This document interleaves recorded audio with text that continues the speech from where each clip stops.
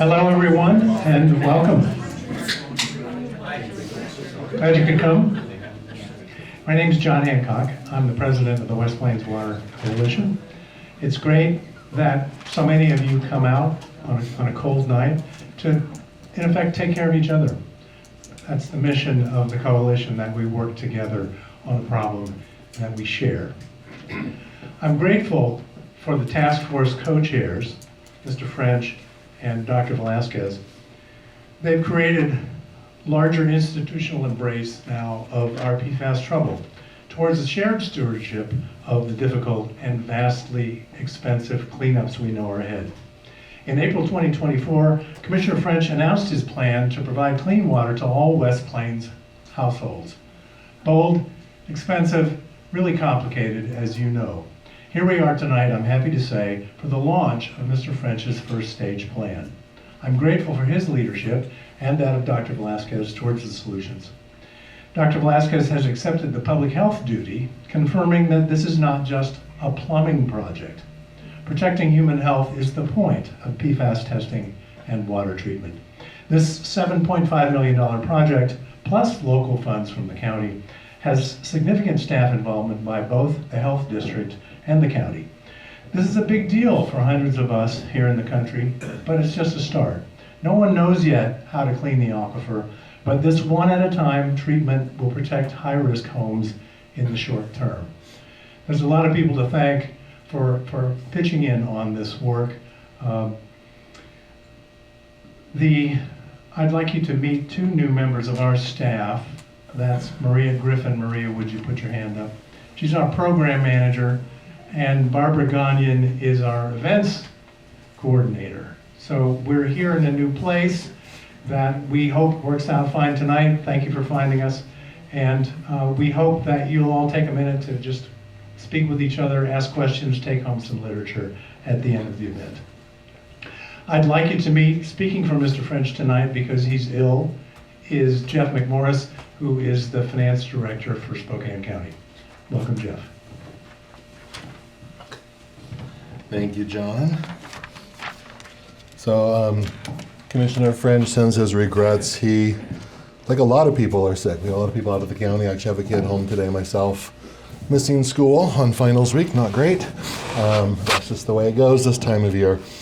So just an update from the county on the PFAS. A lot of this, if you've been to the task force meetings, you will have heard, but just kind of want to reiterate where we are, what the county is doing. We've talked about having navigators who would look at all the homes that have been impacted, the people in the homes, and create a priority order for who would get the filters paid for by the state, funding in what order. And so the navigator job is open currently. It closes later this week on the 28th. And so hopefully that funding or those positions will be filled at that time. I believe those are actually through the health district, aren't they, Dr. V? Yes. So those will be filled. And as an assumption on my part, I assume they would be at the next task force meeting on the 11th to hear from people there. We have, I'm sure you're all aware of the funding that we received in Olympia last year. We have an additional $10 million request in this year. Hard to say with the funding issues in Olympia. It's an urgent situation, which could make it where they provide some additional funding. You could also see a logical conclusion where they would say, you haven't spent down the current funding, let's revisit it during the next session. But we do have the request in front of them to keep the issue front and center in Olympia among those who make decisions there. At the county, we've worked with our lawyers to enable an expedited procurement path via a board resolution to kind of cut down some of the time. Any of you who've worked with government, regretfully the speed of government isn't always quick and nimble, so we're working on making that quicker. We did get out the RFQ, which is a request for qualifications. So those of you who follow the PFAS meetings, the decision was made instead of just getting one group who rises to the top who would implement the PFAS filters, it was looking for any companies who can demonstrate the ability to put in the filter systems. And so there were four groups that applied. The procurement office deemed one of them unresponsive just for lack of critical details that were needed. So there were 3 groups, organizations, companies that were deemed qualified. I know today Ben Bradabo, who is on the task force, as well as Kyle Tuig, who's the county public works director, are looking through them. At some point, I believe they will come out with a scoring, kind of ranking the companies. You know, everybody's new to this, so it will be an opinion of those who are scoring them. And then based on the conversations from the task force, the thought would be, so the 3 companies who have demonstrated the ability on paper to do a filter, we would start offering it if your well has the highest PFAS concentration, is what I've heard at the PFAS meetings, that we would take those deemed the most effective, the worst, so to speak. And you know, if you're the homeowner, you would be able to say, I prefer A, B, or C. You could choose which of these firms, and then they would have to do a kind of test the concept and then get tested afterwards to prove whether or not their solution is effective. And then if they are deemed effective, then we would start rolling it out to everybody. And then that would be based on the order of the navigation team working with everybody and kind of assigning. The task force has talked about, you know, those that might have issues, health issues that need to be addressed more quickly. There's been conversations around homes with young kids. I've heard where PFAS can be maybe more detrimental for those in the growing years, the kids' ages. So those have been conversations. I think there'll probably be some more conversations around that with the task force, but then rolling it out a bit more broadly. The next task force meeting is on February 11th, so just a couple weeks from now. I believe it'll be at the training center again, where it's been before. So those are of the 3 companies. I've actually not seen them, so I apologize for that. One I know is out of Idaho Falls, and it seemed like people spoke to that one as maybe one of the strongest. There was one that was considered local. I don't have the definition of local, but I would think greater Spokane, or at least closer eastern Washington. I'm forgetting the name of the location of the 3rd company. There were also 2 applicants that sent letters of interest, but said the turnaround time for the application was too quick for them to fully respond. So I think another question for the task force would be, do you want to extend the RFQ? And that wouldn't be different ways to do that. It wouldn't mean the other 3 couldn't start. We could start with the 3 that have been deemed responsive, but then you could say if more organizations come along and prove it, they could also join in doing some of them also. So you could kind of be on 2 different tracks there, where you start with some and then add others to the mix. So those again would be questions that would be discussed at the next meeting. Yes, ma'am. Are you talking about the well filters or the under the sink filters? So the question was if this is well filters or under the sink. All of these are the well filters, the POET. So this is where the water comes onto your property at the well. Yes, ma'am. Who do we contact to make sure that, I know the hierarchy of the list hasn't been decided, but to make sure that our family and our home is on this list? I've never seen it. Do you know Dr. V? I don't know the answer to that. When we talk about the navigators, we're going to deploy the navigators in the community. There's going to be a point of contact for each one of the households that we have results for. The question was how to get on the list. Yeah. We're just unrolling this now. the county and the health district will do far more promotion of this than the coalition has done so far. So it's just getting started. There will be significant advertising so that no one is left out. So stay tuned.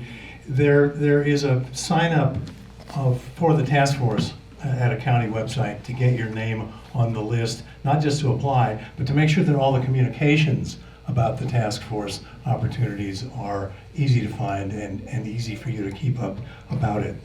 We've saved a lot of time for questions tonight, and I forgot to give the instructions. We'd like you to come to the microphone so everybody gets a chance to hear. We'll repeat the questions so you're all in on it. And if you'd rather not speak, if you've got a question, the blue card is the way to write down a question and we'll give an answer. So hand it to, put your hand up, a volunteer will take your card, deliver it to us so everybody gets a chance. And if we don't get through all the questions and you've identified yourself on the back of the card, we'll follow up with an answer straight to you. And we'd really like to stick with questions tonight, not stories. If you've got a story you'd like us to know, on the back of the blue card, just give your name and address, and we'll follow up to hear your story. Sorry to interrupt, Jeff. You're fine. I do believe if your well was tested by the state dollars, you should be on the list. That the list we're starting with is, that's correct, right? The EPA. The EPA list. Yes. You shared and you share it, right? Yeah, if you didn't share, they wouldn't have it. Correct. But somebody somewhere will have the list. We'll get that figured out, get the info out so you can double check. So that's kind of the nuts and bolts of where we are. I would think within the next week, certainly before the 11th, when the next PFAS meeting is, the people who have the most knowledge of this issue at the county will have given their opinion on the 3 responses and kind of the pros and cons in their opinion of those. And then if the PFAS task force continues down the same path, it would be starting with the most impacted wells first for proof of concept. And then after that, it'd be the order that the navigators put together based on criteria, like I mentioned before, kind of health issues, age issues. And that's kind of been the consensus of the group so far. That could shift a bit. And then, Dr. V, do you want to come up and talk before more questions? Let me just interrupt to ask the usual questions about you. If this is the first time you've been to a coalition meeting, would you put your hand up? Just a few. And if you live on the West Plains, let us know where you live. Okay. Like 2/3. I'd expect more. And if you live on the West Plains, do you have PFAS in your water? That's our audience, Jeff. How about PFAS in your blood? That's a good question. Yeah. We've got to keep talking about health and encouraging people to talk to your doctor. That's a whole nother issue that we're still working on. And I'm glad to say that the health district is getting with us on these questions. So what we're trying to do is to spread the word. And you can help with people that you know that aren't yet paying attention for all different sorts of reasons. So the coalition estimates that maybe only a quarter of the homes at risk on the West Plains are engaged in understanding the issue, doing something. So we've got to make a bigger splash together, Jeff, to make sure that everybody is aware as a first stage of what to do. Dr. V. Thank you. That one or this one? This one.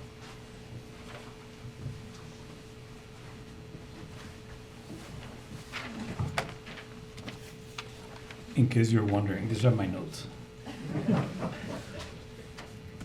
So good evening, everyone. Thank you for the invitation. I wasn't sure that I was going to be able to be here today. Let's continue the story about illnesses. So my wife actually had surgery, was discharged a few hours ago. So I'm going to keep my phone near in case, because I kind of made a executive decision which was to come. So I asked my daughter to come and sit with her. And my daughter showed up with the 3 grandkids. So the advice from the doctor and from her husband, who's also a doctor, please don't overdo it, take care. Anybody has grandkids? Under 5? So, anyway, but I'm happy to be here. So let me tell you why I'm part of the task force. I'm going to tell you a little bit of a story, start at the beginning. So I'm the health officer for Spokane County, and as you know, technically we don't have jurisdictional authority over water, but we do get engaged, regardless of who has authority, on issues that have to do with the health and wellness of the community. So the jurisdictional authority could be ecology, Department of Health, EPA, but we always come in and participate and try to represent the best interests of the community to the extent that we can. So that's why I started to work with John and others. And when the task force was formed, they asked me if I would co-chair, since one of the concerns we have is all the unknowns about health. A lot has been learned over the last few years, a lot of research, a lot of answers, but we don't have definitive answers on a lot of things. But we do know that we have to worry about it and that we need to do something about it, which is why the task force was created to execute. So I joined the task force, and as we were talking about how do we approach this, the county is doing all of the financial negotiations and so on and so forth, so we're grateful for that, because public health agency, we have no money. That's the way it is, but we certainly want to participate. So one of the tasks that we discussed, and I'm going to give you a little bit of background, was how do we get to the community? How do we go and get to your door? How do we go and get to your door? And there's no way I can do that. There's no way that the task force can do that. But learning from what has been done by many others, and we do that. We actually deploy people in the community. We call them community health workers. For this purpose, we're calling them community health workers / navigators, because the task force like the title navigators, and that's fine, it's the same function. So having that experience, a small group of the task force, and I want to thank all the people that participated, we took about 7 different position descriptions for community health workers and put them together into one that made sense. We batted around for several weeks. And on the basis of that, the health district, under contract with the county, because we need to have a funding source for them, was able to post this position. They closed on the 28th. So if you know anyone that may qualify, qualifications are there. There's a whole position description. Have them go and check it out at the srhd.org under careers. Okay? So that was task number 1 that we were given, and we managed to accomplish that. And I can tell you, I checked with Human Resources today, and the decision was made to hire them through Spokane Regional Health District because of our experience with that kind of activity. So we have several applicants, and we have to wait until it closes, and they'll be interviewed. So what are these navigators going to do, and where are they going to live? But, I mean, not their home, but within the district. So there was a strategy there. And the strategy was to have these navigators be part of the disease prevention and response unit, which are the folks that deal with anything that has to do from communicable disease to smoke and so on and so forth, meaning dealing with things that impact people's health. So they're going to be housed in there, and more importantly, they're going to be housed within our data analytics center. And the reason for that is because these are the folks that put together all the reports that are used by many organizations in the community to determine priorities on the basis of health, like the Community Health Needs Assessment, the Quality of Life Survey. And the reason for that is because part of what we want to do with all the navigators is actually take all of that information so we can start to accumulate data that will allow us to inform decisions we make in the future. Because if you don't have the data, you can't make decisions in the future. So the second thing that we were tasked with was creating a guide for these navigators, also known as a questionnaire, which is several pages long. But the point of that is so we can get, it's like a two-step process. We come to your home and we have some basic information that we need to gather, and we want to gauge your interest. Do you want to participate in this process today? Yes or no? If the answer is yes, then we have some additional questions to ask. And we talk a little bit about demographics in there, because we need to know who's in the household. And there's two kind of risk stratification factors we're using. One is the levels that we have, who has the highest level. And then, are there any pregnant women? And are there any children under 6? And the reason for that is we can't really we don't want to get too invasive into your health issues, but we need to know at least some risk factors, because we know that those two groups are at higher risk without even knowing anything else. So if you say, yes, I'm interested, then we go into the next step of that process, which is not only more in-depth information, but they actually have a lot of technical questions. They're not going to be technical experts, but they're going to be the eyes and the ears of the potential installers to get like a assessment of what's in there. If you have a filter, what type of well you have. And they're not going to be experts, but they can take all of that information down. They can take some pictures. And some of our installers, from what I understand, they can actually see what they're seeing with their smartphones. I'm sure you've seen that technology. And the reason for that is because we're trying to move kind of fast. And if we have to get all the information, then line you up with the installer, I mean, there's going to be 17 steps. If we gather all of that up front, when the installers are going to talk to you, they already basically know a lot of what they need to know to have a conversation about these are the systems. Does that make sense so far? Okay. So we've done all of that, and as soon as the positions close, we will get these folks hired and hopefully deployed with that. I want to add another piece of information, which is in the background. We have been working with the coalition, with the Department of Health, Ecology, and others to also build a repository of information that these navigators will have access to. And the reason for that is because if they come and visit you, you may have a question. They're not going to be the experts, but they will be able to guide you to where you can go to get that information, or get you the information if we have it available. And the reason for that is because we want them to be your point of contact. Trusted community members are your point of contact for any needs that you may have. So they may not know what the answer to the question is, but it will be their job to find that for you. And what we're trying to do is simplify the flow of information for the households that need additional information, additional knowledge, or not sure what they need to get, so we can get you all of the information and data that you need. So that step is happening like in the background, and is one of the reasons to have them in the data center, because these folks are really good at accumulating information and sharing information in a way that is understandable. Now, in addition to that, there's a process that we started recently, which is kind of like a step 2 of the process that started a while ago. One of the questions that we've heard a lot is, I talked to my doctor, but they don't seem to be totally aware of what may be happening, or maybe don't have enough information. So I'm going to tell you something. So I actually wrote this, and if anybody wants a copy, I'll send you the link, or I'll send you a copy.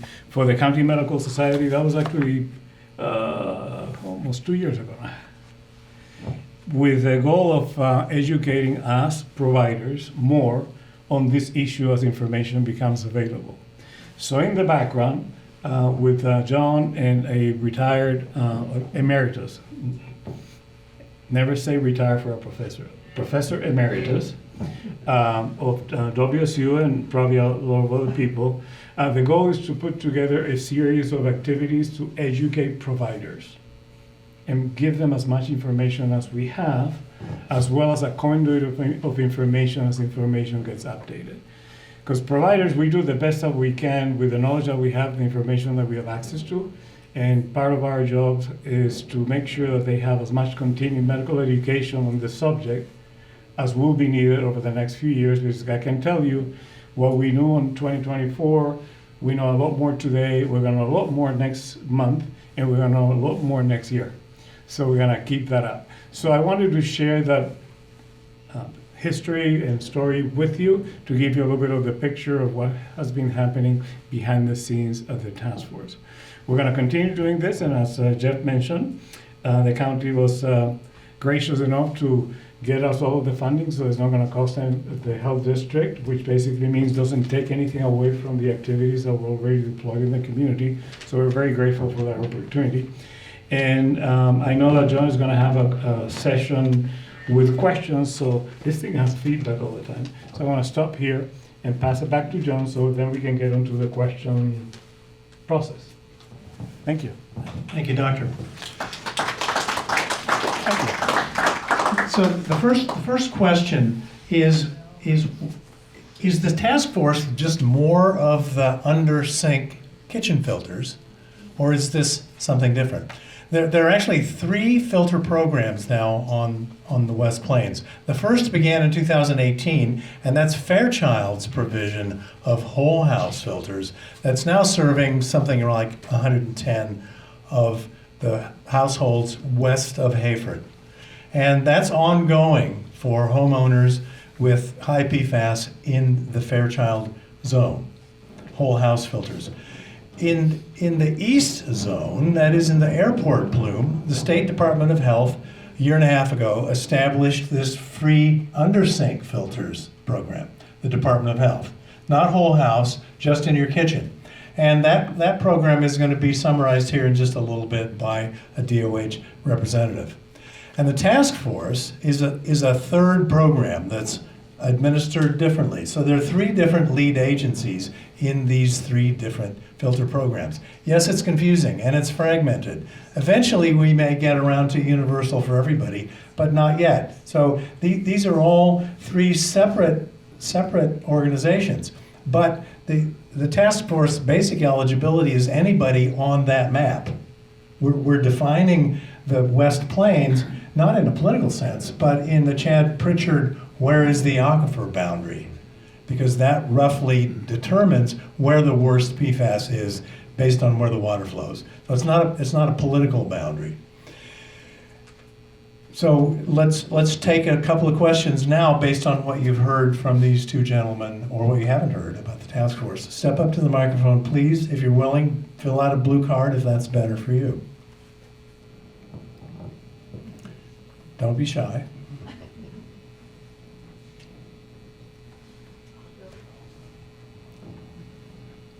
I got a good one. How you doing, John? Stand up, please. Yeah. So if a client of mine would be midstream in selling a house, will we be able to put together a transfer from the old owner to the new owner? Of the equipment, of the agreement? Well, yeah, I mean, if it had, let's say they're on the waiting list and it hasn't been installed yet and the house sells. I don't know. But thank you for bringing it up, because My understanding from our grants director is for the state funds, we have to work with the homeowner. So if you're selling it to me and you're working on it and I'm buying it and I want to continue working on it, I would believe as the new homeowner, it should be transferable.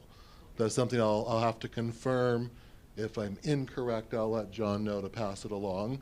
But I'm pretty sure if both parties are interested, because I know when it comes to renters, we have to track down the homeowners and actually work with the homeowner, not a renter. So based on that home ownership, I think we would be able to if we both wanted to. Okay, sounds good. Is that something that can be put in writing? Like Yeah, if we sold our home? there will be some sort of an agreement between the homeowners and the program. There will be a contract between the county and the state, in how these funds work. And so if it is based on that home ownership criteria, which is my understanding, that would cover it in writing. Because whatever the county has in the contract is how we are allowed to spend the state money. The Fairchild precedent is that the Fairchild contract is not automatically transferable, but the new owner is just as much at risk as the previous owner. So the qualification is the same for a new owner as it is for an old owner.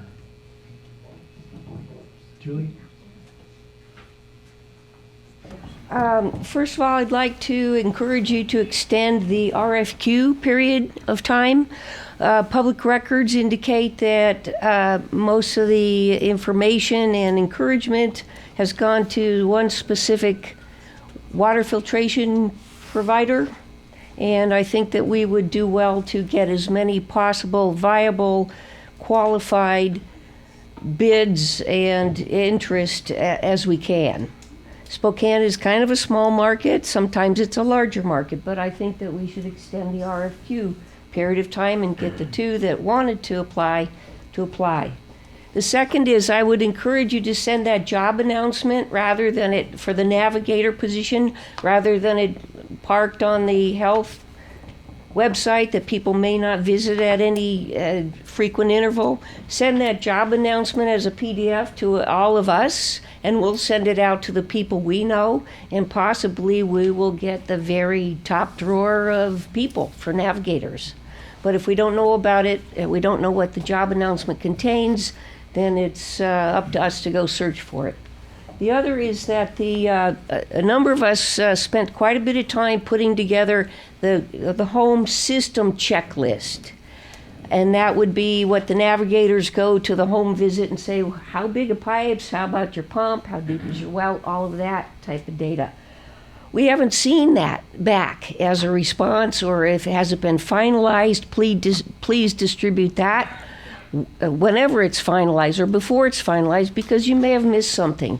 There's a lot of facets and factors to water systems, and it would be easy for any of us to miss one of those important factors. Thank you. More of these details will be available at the task force meeting, as he said, on February the 11th. Open to the public, 6 o'clock at the Sheriff's Training Center. And then the last bit that I have is that we have multiple times at the PFAS task force meetings asked about the Spokane International Airport's contribution to this effort to filtrate the water that we still do not yet know how to clean up. Where is the airport? We know that they had to sign a legal order. We also now need to know what will be their contribution to this multi-million-dollar filtration effort. We've asked that 4 times, and maybe next month or in February we'll get an answer. Some of those answers is coming up. I think Department of Ecology is planning another public meeting hosted by them, not by the coalition. I think it's in late February. Stay tuned for the details. There will be a 30-day comment period inviting us to comment about the next stage of the airport investigation. Well, the disturbing aspect of this is that Mr. French has been on the airport board and knew about PFAS since 2017. And we have asked him time and time again through the auspices of this PFAS task force to check with the airport. I happened to attend an airport meeting and he mentioned absolutely nothing. So it's sort of a cone of silence around this, and we're very disturbed. $7.5 million isn't going to go very far, as we know that these units cost between 80 and 100 grand. That's not going to cover a lot of households. So we want to know how happy the airport's going to be with their contribution towards this. We can all take a turn in messaging our public officials, not just Mr. French, but everybody you know, about these issues. They're big and they're not going to be solved quickly. But it feels like the regulatory agencies, to me, are cooperating on this topic in new ways. I'm encouraged. We get to meet some of the representatives of those agencies, and they're doing their best. They all exist in a pretty tight box. We're asking them to color outside the lines. That's not easy, but there are people, some of them who are here tonight from the Department of ecology, who are figuring out how to help us beyond the minimum standards, beyond the regulations, and I'm grateful for that. Any more questions about the task force, please? Is there anything in writing with regards to what the purpose of the task force is and who's all included in this cleanup effort? The county website has a task force page, and that's about the extent of what the official language is here. But it should be published more widely so that we all understand exactly what it is. It's an advisory group. And that limits the public comment, for instance. So the features of that advisory group is at these task force meetings, the task force gets to speak, but not the listeners. The four of us who are community representatives, and we're all here. Would you stand up, please? That's Reed Oakes and Craig Volasing and Jerry Gertz. So the four of us are your representatives on the task force. Don't be shy about sending messages to us. And the last newsletter that we wrote about this meeting has email addresses for the four of us embedded in that message. Don't be shy about saying what you think about this, because it's personal. This water that we drink is ours, and it's been polluted by somebody else up the hill. And our work together will lead to the best possible outcomes as quick as we can all push this to go. Craig? I just need to stress, I think that we're just advisory. And on this task force, it's not just these four community representatives, but there are representatives there from other departments in the county, the city, Department of Health, Department of Ecology. There's quite a group. If you've not been to one of these meetings, you're going to find that you aren't allowed to speak, because what they need to have done, apparently, is to have you channel your questions, your concerns through the four of us. And they put each of our emails on that county website and on other publications so that you can email your questions, or even like in a setting like this, just hand them off to us. And I don't say that that's perfect, and I'll give you an example now why. Well, about 2 days ago, our Starlink failed. And therefore, at our household, it'll be at least another week before we see an email. So it's a difficulty. But please don't hesitate. Write to all four of us. If you're gonna send a question or a comment or something you'd like addressed, I would encourage you to address all four: Reed, Jerry, myself, and John. And Mr. French, by statute, is responsive to us. We're the citizens. He's our District 5 representative on the county commission. So don't be shy about going straight to the top. And these gentlemen are also serving the public. They'll take your comments. Yes, ma'am. I know I asked about the task list, but I did put in my well results, but I spoke to, again, forgive me because it's health, ecology, federal, state, so I made several phone calls and learned that I wasn't on the under the sink filtration, even though my results had come through the federal funding. So I'm concerned now. You said that to get the whole system is a third list, this task force list. Can you just be more specific on who I contact to know that I'm on that specific list? Victoria, do you have an answer?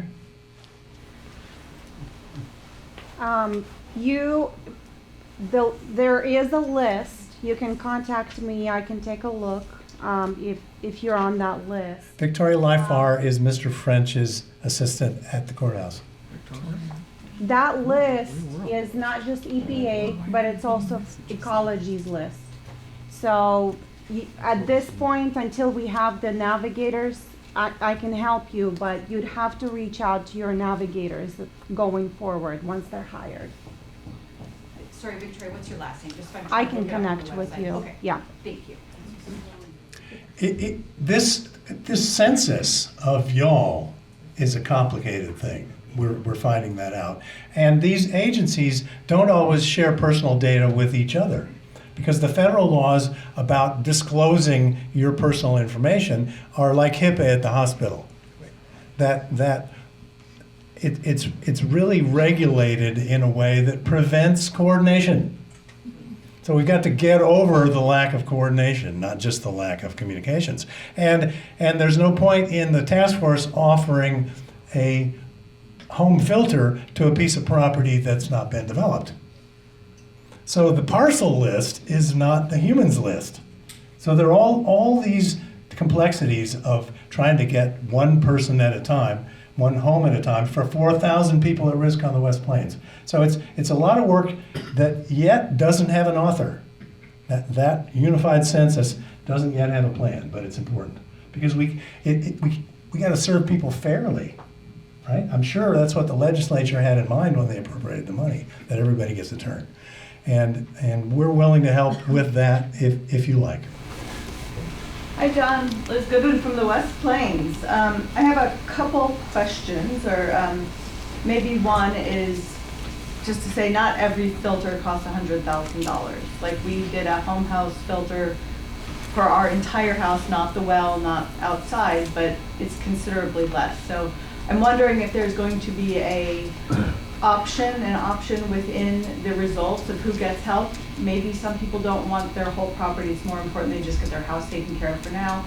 Is it like one size fits all? No, it's not one size fits all. Mr. French. So that's one question, and then I want to ask another question. I'll sit down and let you answer them both, if that's cool. My other question, and how can people access their initial water test if they were not tested by ecology? I know the commission the coalition has shared some different options for water tests, but I was thinking about, we have these liable parties, the airport, the city, maybe they could make a gesture in sponsoring some official Anatech Labs tests for the citizens of the West Plains who have not already accessed water tests.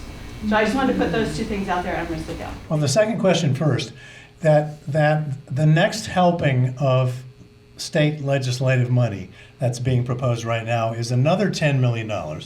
And free testing is included specifically in that ask. It was not included before. So that we think that was an oversight in the previous $7 million that we have to fix. And the state regulations, we understand from Commerce, requires a certified test, that is a lab certified test, in order to qualify for this program. And our advice about an uncertified test may not qualify for this task force program. That's regretful. So but Anatech is certified? yes, Anatech is certified, lab certified. And so the previous question about the size of these filters. Mr. French's plan, when we first heard it, said that everybody on the West Plains deserves to have clean water to duplicate how you're using it now. So homes use water in all different ways, in all different amounts. And the plan here is that each homeowner will fill out a questionnaire that describes your water use. And the plan will be engineered to make a filter that gives you clean water for whatever use you have, including gardens and livestock and irrigation and whatever you have. That's the goal. So let's imagine it's small, medium, and large, and everything in between. That's the goal. Yes, sir.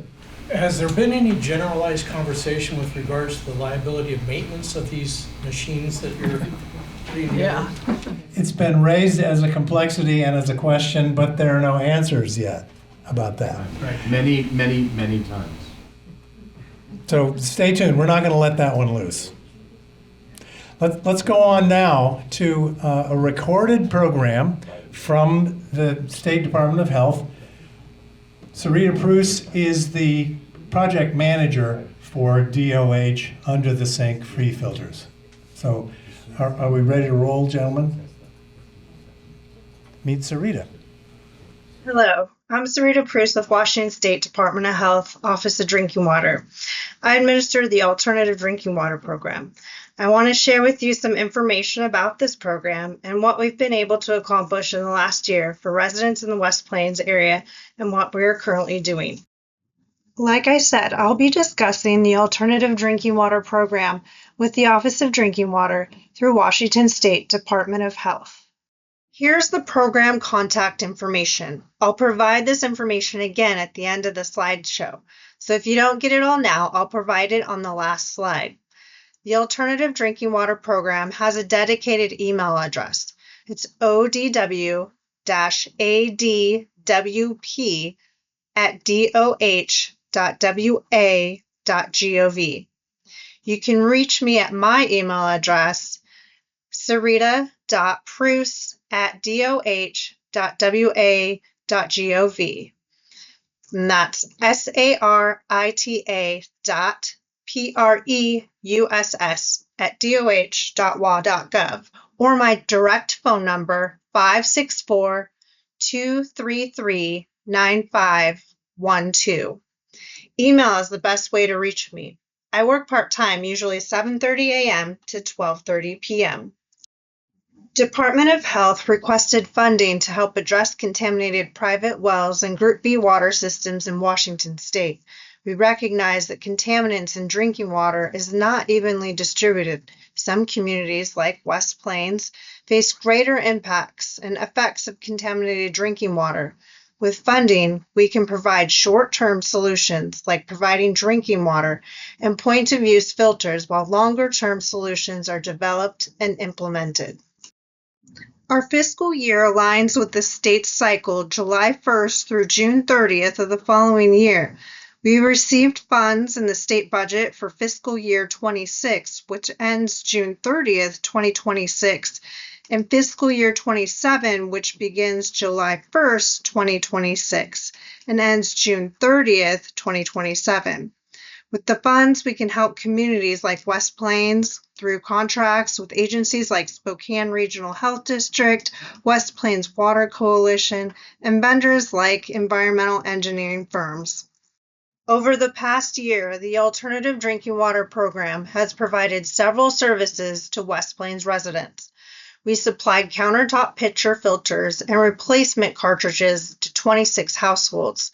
In August, we partnered with Fogel Pump and Supply to install point-of-use or under-sink filters and have completed 105 installations as of January 20th, 2026. In March, we took over the bottled water delivery contract originally started by the Department of Ecology. 90 households are currently receiving deliveries. However, this service will be phased out as treatment units are installed. With our funding, we will continue to provide professional point-of-use installation for all eligible residents who would like one. We will also continue to provide bottled water delivery services through Colgan until residents receive a point-of-use filter installed. Remember, bottled water and filters are meant to help you access safe water for drinking and cooking, while long-term options like whole house filtration systems or connection to a public water supply or municipal water supply can be completed. Accepting a professionally installed point-of-use filter does not disqualify you from getting a whole house filtration system or point of entry, also called a POET system, in the future. If you've submitted your PFAS results to Ecology and are receiving bottled water, or have received a countertop pitcher filter, you are on the list to receive a point-of-use filter professionally installed. The Alternative Drinking Water Program communicates our progress through combined newsletters with the Department of Ecology. Our work is a combined effort of many people, and I appreciate your patience as we navigate through this together. We have learned how valuable it is to work with other agencies on this project. Coordinating with Department of Ecology and West Plains Water Coalition has been helpful in making sure our messages are the same and that we reach the community. We've also learned patience. Developing and initiating contracts takes time to make sure all the proper procedures are followed. We value community engagement. Department of Health has a great team of public health educators that listen to residents' questions and concerns. They've developed publications like handouts and videos that address PFAS health information. We continue to make updates as we learn more. We want to listen and learn from your experience and determine what resources we can provide. Since August 2025, we've been working with Vogel Pump and Supply to install point-of-use filters for West Plains residents. To help streamline scheduling, DOH is notifying residents when it's time for them to call Vogel Pump and Supply to schedule their installation. If you receive an email or phone call from Department of Health asking you to contact them, please call Vogel. It helps keep the process efficient. We still have about 160 residents on the list, so don't worry if you haven't heard from us yet. We are on track to have everyone contacted by April and all installations to be done by June 30th. We have a publication which is available for you here tonight. We have copies available, so make sure you grab one. It covers information on the point-of-use filter, including how to replace your cartridge and what to do with your old filter cartridge. The handout is also available online with hyperlinks for those of you that are tech savvy. As promised, here's my contact information again. If you have any questions, please call me at 564-233-9512 or email me. The ODW email address listed here is also listed on the handout, or you can email me at sarita.preuss@doh.wa.gov, and that's sarita.preuss@doh.wa.gov. Thank you for your time. I appreciate you listening to my presentation. If you have any questions, please contact me. The materials that Sarita talks about are available on the table in the back. And as she says, it's not too late to enroll for a free kitchen filter. Are there questions that we may be able to answer about this program? Joel? Well, this program and the task force as a whole, I'm wondering how Group A systems, particularly for me, that's the question, and Group B systems are going to be handled. In the past, whenever I've asked the DOH about the program they had for either bottled water or under sink filters, they said, no, it's not for public systems, it's only for individual wells. So Joel's question is about a group. He's the manager of 35 homes in one neighborhood with unified wells and piped water to the whole neighborhood. And the State Department of Health regulates his water in a way that it doesn't regulate my water. So he's in a different category of management and regulation, but he's in the same category of you shouldn't drink PFAS water. So whether the task force is going to help Joel's homeowners individually, or whether the task force will find a way to fund a filter for the whole group, one big filter instead of 35 small filters, we don't know yet. And stay tuned for a whole meeting like this on that subject, because that's about 500 homeowners on the West Plains who have group wells that are regulated by the Federal Clean Drinking Water Act, but 1 million of us on private wells in Washington are not regulated, not helped. And that's one of the reasons why this Department of Health free filter program for people in the country is so unusual, because DOH is not required to help us. They decided, though, that they should.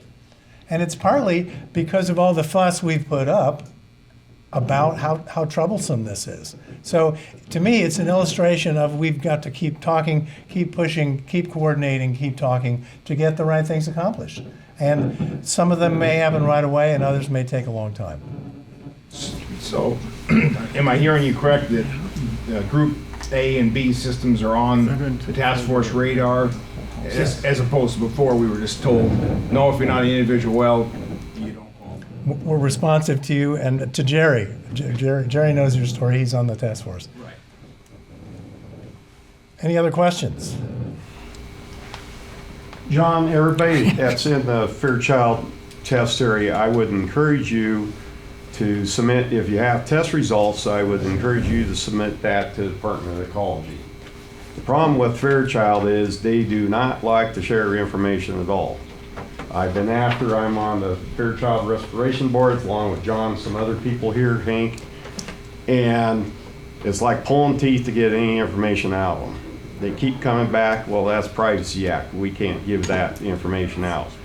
So I would encourage you, if you have test results, send them to the Department of Ecology or West Plains Water Coalition so we can have those and know, especially for you that haven't been helped yet by Fairchild. And if any of you have excess energy to help with any of this troublemaking, please let us know. Because the bigger the team is, the more rowers in the boat, the more we can go upstream. The coalition is a little bit behind schedule this year on our set of meetings because our funding was held up at the state level, state budget uncertainty. So we've really got 12 months worth of meetings to do in 5 months. So there's a lot coming up. I just want to run down the upcoming things. Here in this room on February the 9th is a whole meeting about PFAS and firefighting. PFAS and firefighting. We mentioned the task force meeting on February the 11th. PFAS and agriculture. That's a whole night about farming and gardening and biosolids and irrigation and cattle and hogs. That's on the 9th of March. Stay tuned for the location, which hasn't been determined. A small gathering called PFAS in Your Health. I'm speaking about that at the rec center, just up the hill from here. And Gail O'Neill, the retired nurse that Dr. Velasquez talked about, she and I are sharing that free event. And Ecology's update about the airport investigation. Stay tuned for a late February event. The last portion of this program is about a new research study about effectiveness of PFAS filters. Still not working. Can you roll, Riley? Hi, everybody. My name is Riley Mulhern. I'm an assistant professor at the University of Colorado Boulder, and I'm sorry that I can't join this event in person, but I'm glad to still have the chance to share with you all some of the work that we've been doing with the West Plains Water Coalition in this short video. So one of the focus areas of my research at CU Boulder is on how well household water filters work to remove PFAS from drinking water, especially groundwater. And this is something I worked on previously in North Carolina near a large chemical manufacturer. And I've been collaborating with the West Plains Water Coalition since approximately fall of 2024 to provide some advice on how filters could be used in the West Plains as well. And as a result of this collaboration with the West Plains Water Coalition, I am excited to announce we will soon be launching a new research study funded by the Water Quality Research Foundation, focusing on the effectiveness of household water filters to remove PFAS here in the West Plains. So briefly, that work will proceed in 2 stages with potential opportunities for involvement from households and citizen scientists here across the West Plains. So first, we'll be testing existing filter systems that are already installed in people's homes to assess how well they are removing PFAS. And then we'll also be, secondly, installing some new systems and tracking how well those work over time. So I invite you to please stay tuned for updates on our progress. We're just now getting started, but news and announcements and opportunities to get involved will be sent out through the West Plains Water Coalition newsletter and also through a dedicated study website, which we will announce in the next couple of weeks. So thank you everyone for your interest, and I look forward to sharing progress on our updates as we go. This professor is the American expert on home PFAS filters. He spoke here in October of 2024 at the recommendation of the State Department of Health, because we started asking, so who are the experts in home filters? And they said there aren't very many, but here's your guy. So he agreed to come here. He teaches at the University of Colorado at Boulder. So the idea was to help all of us be certain that the filter that we have in our house is actually performing as it's supposed to. Because when it's colorless and odorless and tasteless in parts per trillion, how are we supposed to know? And the fact that filter was certified in the laboratory somewhere else doesn't mean that it's working at my house. That's the purpose of this project. So Riley will test 60 homes with existing PFAS filters to find out whether the water that's coming out of your faucet is actually clean. So starting in March, we'll be enrolling homeowners who are interested in the project. But starting tonight, you can get more information about this and just sign a little sheet so we don't lose you by talking with two top-notch volunteers. This is Kathy and Scott Miracle. They're the volunteer coordinators of Riley's research project. They've got a little sign-up sheet in the back. Say hello to them on the way out. Leave your name, and we'll follow up pretty soon to just send more information. If you really want to get into this, there's a workshop in this room on Saturday the 7th of February at 10:30. So if you think this is something you'd like to get in on, return an email from a newsletter that you'll get in your mailbox tomorrow, or say hello to Scott and Kathy. I'm grateful to them. We've got dozens of high-performance volunteers in the coalition. I'm grateful to them all. Questions about this PFAS research study? More of a statement than a question. Vogel called me and wanted to install the point of use underneath my sink. And I told him it wouldn't be effective. I'm over 1,400 parts per trillion, and I have 13 different types of PFAS in me. And if it's a carbon-based filter, from what I understand, that's only going to take out the long-chain carbon PFASs, which is going to be your PFOS, PFOA, and PFNA, which I have a lot of short chain. So it wouldn't do me any good. And shortly thereafter, our water got taken away. But I've installed a full whole house system. And I'm just wondering, are we ever going to get reimbursed for those who have put in filter systems? Jeff? Thank you. You know, I honestly don't know. A lot of times the state grant rules, they'll only reimburse after the contract has been signed.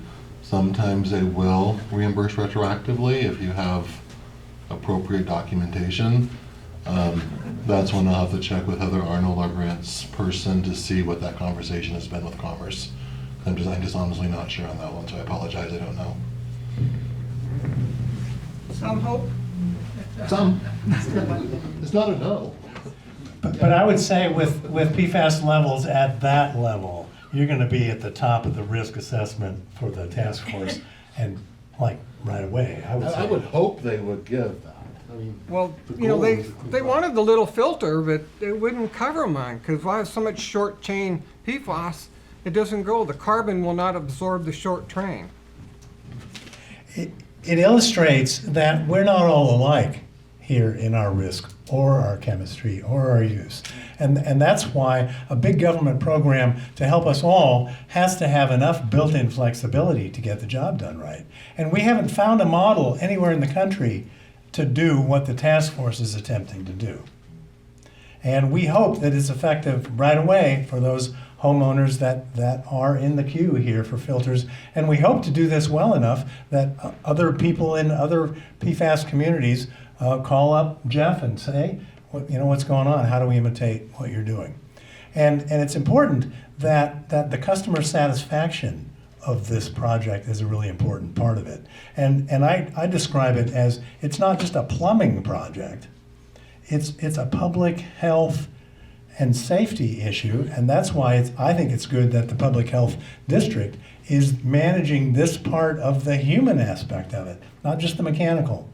And we know from experience that there are no health officers working on the Fairchild Filter Project, just engineers and plumbers. So it's a first phase of treating the water, but it's the living things on the West Plains that have to be cared for, not just the water. The water hasn't been harmed, it's just been adulterated. The water, you could say, is the original forever chemical. It's going to last even longer than PFAS. And so it's the presence of the living things in this neighborhood that we think the government needs to give top attention to, and not just the plumbing. Just one more comment is, if you do talk to your doctor about having your blood tested. We did that, and they sent it to Quest Lab, but they only tested for PFOA. Now, the normal levels is typically 4. We came back at 10. She was 14 parts, but they didn't test for any other PFAS. So make sure your doctor gets a variety of PFASs if they can. Well, my blood test had at least 10 of those. It's only PFOA they tested for. Well, okay, something went wrong there because it's a standardized test as far as I know. And Quest Labs is the basic one in Washington.